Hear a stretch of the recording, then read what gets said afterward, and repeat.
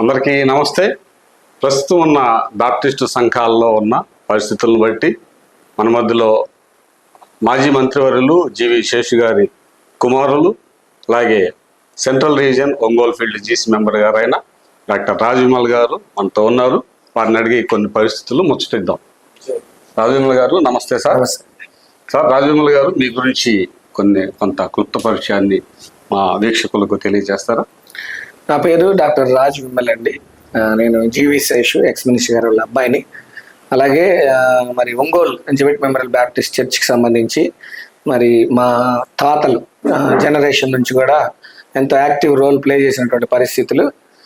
మా అమ్మమ్మ JMB church standing committee మెంబర్గా చాలా కాలం పనిచేశారు. అలాగే మా మదర్ ప్రిన్సీ శేషు గారు మరి కమిటీ మెంబర్గా అనేక పర్యాయాలు చేయడం జరిగింది. అలాగే ఒంగోలు జెవిట్ మెమోరియల్ బ్యాప్టిస్ట్ చర్చ్ స్త్రీల సమాజానికి కూడా నాయకత్వం వహించి, అలాగే ఈ తెలుగు బ్యాప్టిస్ట్ ఫెలోషిప్ కానీ బీసీటీసీ కానీ ఇట్లా అనేక వాటిల్లో యాక్టివ్ రోల్ ప్లే చేసినటువంటి పరిస్థితి. ఎందుకంటే ఫైనల్గా చెప్పాలంటే మా ఫ్యామిలీ బ్యాప్టిస్ట్కి సంబంధించినటువంటి మూలాలు ఉన్నప్పటి నుంచి కూడా మా తాతగారు వెంకయ్య గారు ఆయన కూడా మరి అప్పుడు స్టార్టింగ్లో ఉన్నటువంటి బ్యాప్టిస్ట్ నాయకులతో పనిచేసినటువంటి అనుభవం ఉన్నటువంటి family.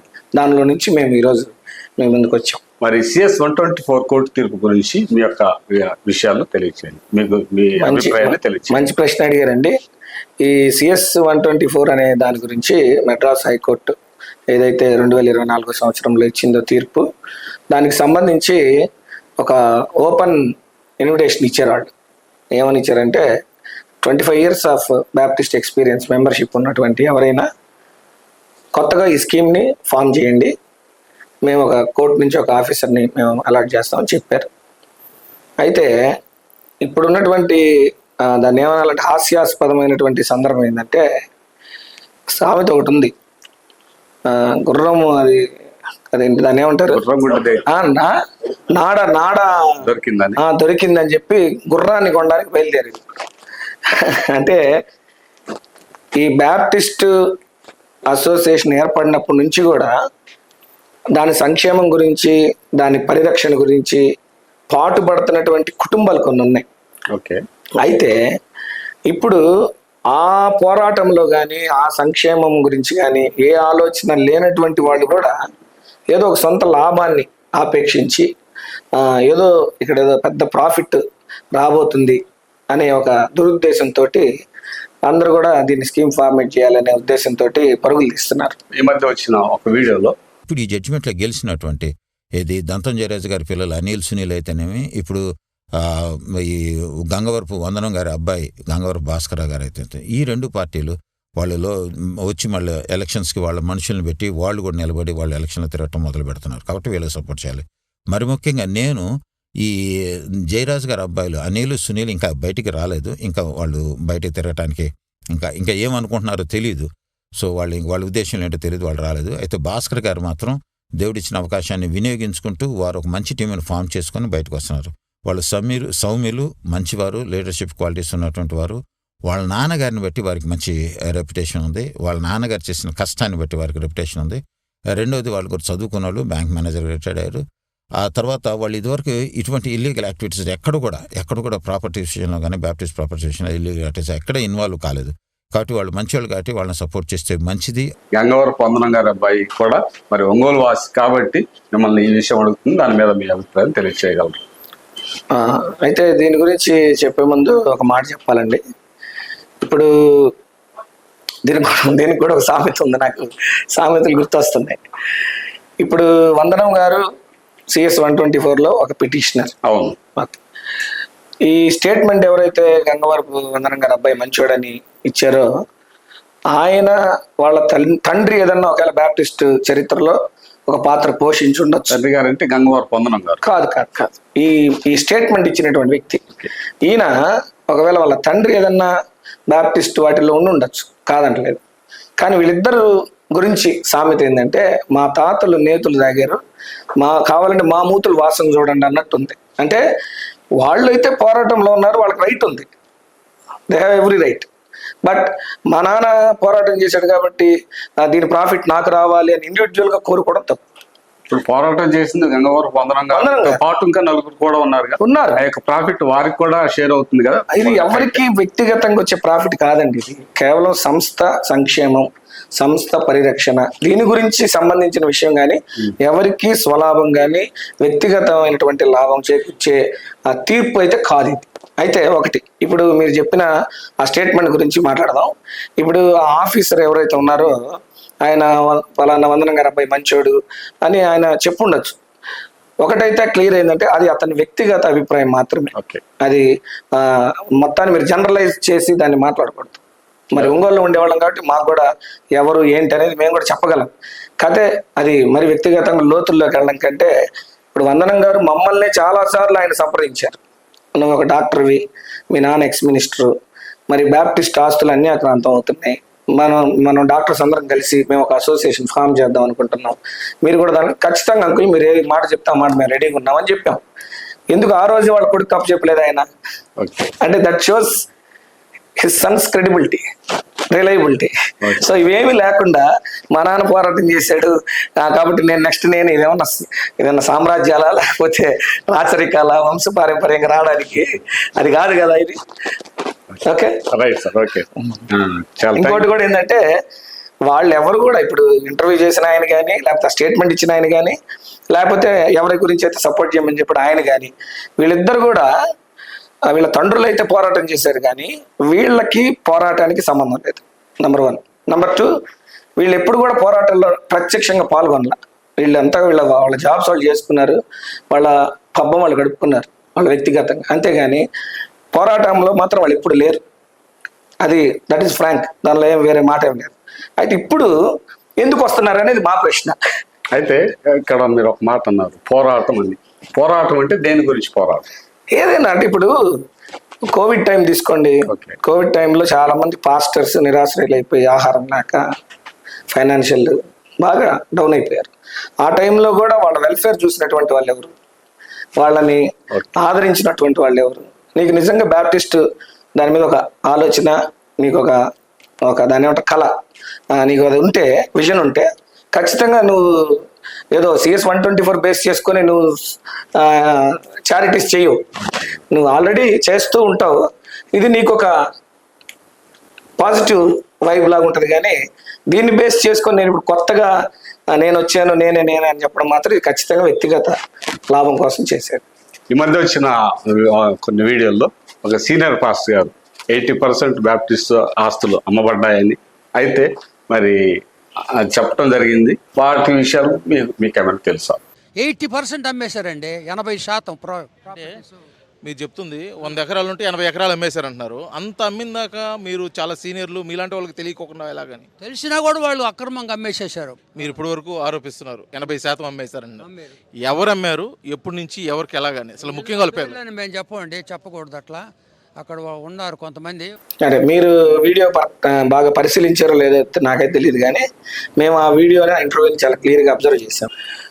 That shows is insecurity. అంటే ఆయన ఇచ్చిన స్టేట్మెంట్కి ఆయన దగ్గర సమాధానం లేదు. ఎందుకంటే మరి ఎవరైతే దానిలో ఇన్వాల్వ్ అయ్యి జనరల్ సెక్రటరీగా ఉన్నప్పుడు BCTCకి ఎటువంటి యాక్టివిటీస్లో పాల్గొన్నాడో ఆ వ్యక్తే వచ్చి 80% అన్యాక్రాంతం అయిపోతున్నాయి ఇవన్నీ కాపాడాలంటే అతను కరెక్ట్గా చాలా, నేను ఆ విలేకరుని అప్రిషియేట్ చేశాను. ఎందుకంటే మంచి పాయింట్ అడిగాడు అతను, ట్రిగర్ పాయింట్లో. అయితే అక్కడ గుడక మింగాడు ఆయన. అంటే ఏంది, నేనే దొంగ, నేనే మళ్ళీ దొంగ అంటే అది బాగోదు కదా. అందుకని దాని గురించి ఇంక నేను అంతకంటే లోతుగా చెప్పడం అవసరం లేదనిపిస్తుంది. ఓకే. గంగవరపు భాస్కర్ అనే అతను మొన్న ప్రెస్లో కూడా మాట్లాడాడు. ఆస్తులు అమ్మినటువంటి వాళ్ళలో ఎవరికి కూడా ఈ మీటింగ్స్కి సంబంధం లేదు అని మద్రాసు కోర్టు ఇచ్చింది కనుక మేము అమ్మకుండా ఉండటం కోసం పోరాటం చేస్తున్నాం, అమ్మిన వాళ్ళు లేరు వాళ్ళు అమ్మారు అంటున్నాడు కదా. యాక్చువల్గా అమ్మకాలు పెట్టింది వాళ్ళే, ప్రూఫ్లతో కూడా ఇస్తాను నేను. రిజిస్ట్రేషన్ అనే పదాన్ని సంఘాలయంలో అగస్టిన్ గారు ప్రకటన చేశాడు. రిజిస్ట్రేషన్ అంటే గతములో అమ్మినటువంటి ఆస్తులు మళ్ళా రిజిస్టర్ చేస్తున్నాము అని ఆయన స్వయంగా దాదాపు 2000 మంది సంఘస్థుల మధ్య ప్రకటన చేసినటువంటి వ్యక్తి DJ అగస్టిన్ గారు. మీరు మాట్లాడిన మాటలేంది, మేము ఆస్తులు కాపాడుతున్నామన్నారు. ఎక్కడ కాపాడారు? దోరపల్లి ఆగస్టిన్ గారు, జాన్ ఆగస్టిన్ గారు బీసీటీసీకి జనరల్ సెక్రటరీగా ఉండి మాకు హైదరాబాద్ నుంచి మద్రాసు వరకు భూములు అమ్మేశారు. అది కూడా ఒక దైవజనుడు పవిత్రమైన స్థానంలో ఉన్న మనిషి మేము ఆస్తుల్ని రిజిస్ట్రేషన్ చేస్తాము, మేము రిజిస్ట్రేషన్ చేస్తామంటే మీకున్న హక్కేంది? మీరు కొన్నారా? మీ తల్లిదండ్రులు కొన్నారా? ఈ ఉద్దేశం ప్రకారం ఈ మధ్య CS 2024 కోర్టు తీర్పు వచ్చింది కదా, కోర్టు వారు ఇచ్చిన ఆర్డర్ ప్రకారం ట్రస్టీగా ఎవరిని చేస్తే బాగుంటుందని మీ యొక్క వ్యక్తిగత అభిప్రాయం? ఇప్పుడు కోర్టు వారు చాలా క్లియర్ కట్గా తీర్పిచ్చారు. ఆ తీర్పులో ఏముందంటే 25 years of Baptist membership experience ఉండి యాక్టివ్ రోల్ ప్లే చేస్తూ కొత్తగా స్కీమ్ ఫార్మేట్ చేసే విషయంలో బాగా ఆసక్తి కలిగి ఉండి చేయగలిగిన వాళ్ళందరూ కూడా దీనిలో ఎలిజిబుల్లే, అర్హులే.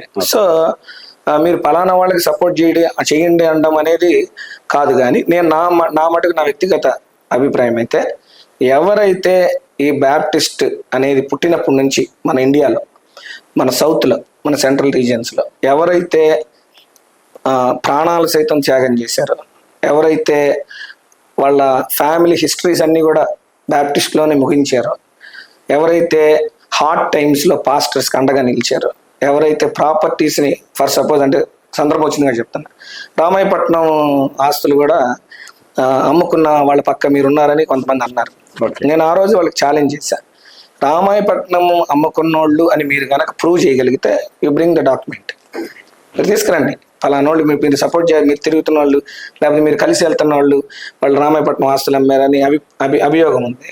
సో మీరు డాక్యుమెంట్ తెండి, ఫలానా వ్యక్తి అమ్మాడంటే నేనే ఆయన ప్రశ్నిస్తా. అట్లా కాకుండా అమ్మిన వాళ్ళ మీద కేసు వేసిన వాళ్ళని కూడా మీరు అమ్మిన వాళ్ళ కింద కలిపి వాళ్ళిద్దరిని అందరినీ కూడా కట్టగలిపే పని అయితే అది మీరు జనాల్ని మోసం చేయడం తప్పితే ఇంకోటి కాదు.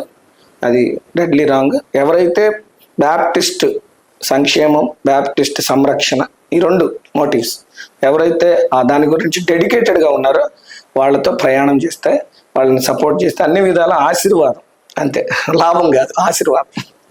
CS 124 తర్వాత మరి కొంతమంది ఈ కోర్టు తీర్పు మాకు అనుకూలంగా వచ్చింది, మేము స్కీమ్ ఫార్మేట్ చేయమని కోర్టు మాకు చెప్పింది కాబట్టి మేము తిరుగుతున్నామని చెప్పి కొంతమంది తిరుగుతూ ఉన్నారు. ఆ విషయం మీద మరి మీ అభిప్రాయం ఏంటి?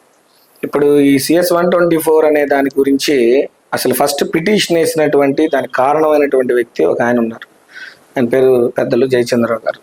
ఇప్పుడు 5 రీజియన్స్ నుంచి 5గురిని కలిపి తీసుకెళ్లి కోర్టులో కేసు ఫైల్ చేయడం జరిగింది. ఇప్పుడు వాళ్ళల్లో ఒకళ్ళ కొడుకు గంగవరపు భాస్కర్ రావు గారు. Okay, Gangavaru Bhaskar, I am the main petitioner of CS 124/1994. Okay, right. అయితే ఇప్పుడు ఆయన ఏం చెప్పుకుంటున్నారంటే దీనిలో నేను ఒక్కడనే హక్కుదారుణ్ణి, నేనే దీన్ని ఫామ్ చేయాలి అని ఒక రాంగ్ ఇంటర్ప్రిటేషన్ జనాల్లోకి తీసుకెళ్తున్నాడు.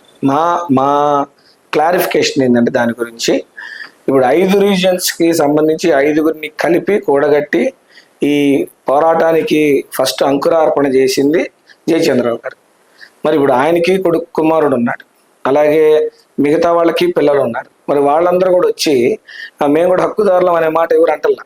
ఈయన ఒక్కడే ఏదో నిజంగా అంటే ఇతని ఆలోచన అంటే ఆస్తి మీద ఉంది, అందుకని ఈ ఆస్తికి నేనే హక్కుదారుని అంటే అమెరికన్ బ్యాప్టిస్ట్ మిషన్ గురించి మాట్లాడట్లా. ఎంతసేపటికి దాని ఆస్తులు, దానికి నేనే హక్కుదారుణ్ణి అంటే అతని ఆలోచన, అతని వే ఆఫ్ థింకింగ్ అంతా కూడా ఆస్తుల మీదే ఉంది కాబట్టి అతను అట్లా మాట్లాడుతున్నారు. ఇంకొక పక్క జయచంద్రరావు గారి అబ్బాయి కానీ అలాగే మిగతా దీనికి సంబంధించినటువంటి పూర్వీకులు, బ్యాప్టిస్ట్ చరిత్ర కలిగినటువంటి నాయకులు కానీ వాళ్ళ కుటుంబాలు కానీ వీళ్ళందరూ కూడా దేని గురించి పోరాటం చేస్తున్నారు?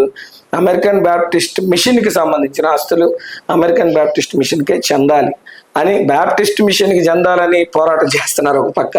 ఇంకొక ఆయన తీర్పు నాకు అనుకూలంగా వచ్చింది, నేనే హక్కుదారుని అని ఏదో వాళ్ళ నాన్న ఆస్తిని అతను పొందుకునే విషయంలో ఏదో పోరాటం చేసి పొందుకున్న ఆ ఫీల్ తీసుకొస్తున్నాడు ఆయన. సో రెండింటికి చాలా నక్కకి నాగులకానికి ఉన్నంత తేడా ఉంది. ఇది ప్రజలు గమనించి బ్యాప్టిస్ట్ వాటిలో ఉన్నటువంటి చర్చెస్లో ఉన్నటువంటి మెంబర్స్ అందరూ కూడా కాంగ్రిగేషన్ దీన్ని గమనించి ఎవరు పాస్టర్ సంక్షేమం చూశారు, ఎవరు బ్యాప్టిస్ట్ ఆస్తుల గురించి ఎక్కువ కేర్ తీసుకున్నారు, ఎక్కువ అన్యాక్రాంతం అవుతున్నప్పుడు దాని గురించి ఎవరు ఫైట్ చేశారు, ఇటువంటి అన్నీ కూడా మనకు క్లియర్ కట్గా పేపర్ డాక్యుమెంటేషన్ ఉంది. సో దాని ప్రకారము ఎవరైనా సరే ఒంగోలు ఫీల్డ్ అవ్వచ్చు, సెంట్రల్ రీజియన్, ఇంకా మిగతా 5 రీజియన్స్ అవ్వచ్చు, వీళ్ళందరూ కూడా ఒకటే ఆలోచించి రిలయబుల్ అండ్ జెన్యున్ పర్సన్స్ ఎవరు అనేది, ఎందుకంటే ఏ ప్రాంతానికి సంబంధించి ఆ ప్రాంతానికి ఉన్న వ్యక్తులకి సాక్ష్యం ఉండదు. ఇప్పుడు మాదే ఉంది తీసుకోండి, ఒంగోలులో ఎవరైతే మాకు అపోజిషన్గా ఉన్నారో వాళ్ళ గురించి జనాల్లో మీరు వాళ్ళ గురించి సాక్ష్యం అడిగితే మీకు 1 minute చెప్పేస్తారు. సో ఒకళ్ళు ఫలానా వాళ్ళు మంచి వాళ్ళు అనగానే వాళ్ళు మంచి వాళ్ళు అయిపోరు, ఫలానా వాళ్ళు చెడ్డవాళ్ళు అనగానే చెడ్డవాళ్ళు అయిపోరు. వాళ్ళ వే ఆఫ్ లివింగ్, వాళ్ళ విట్నెస్, వాళ్ళ ఇదిని బట్టి ఉంటుంది.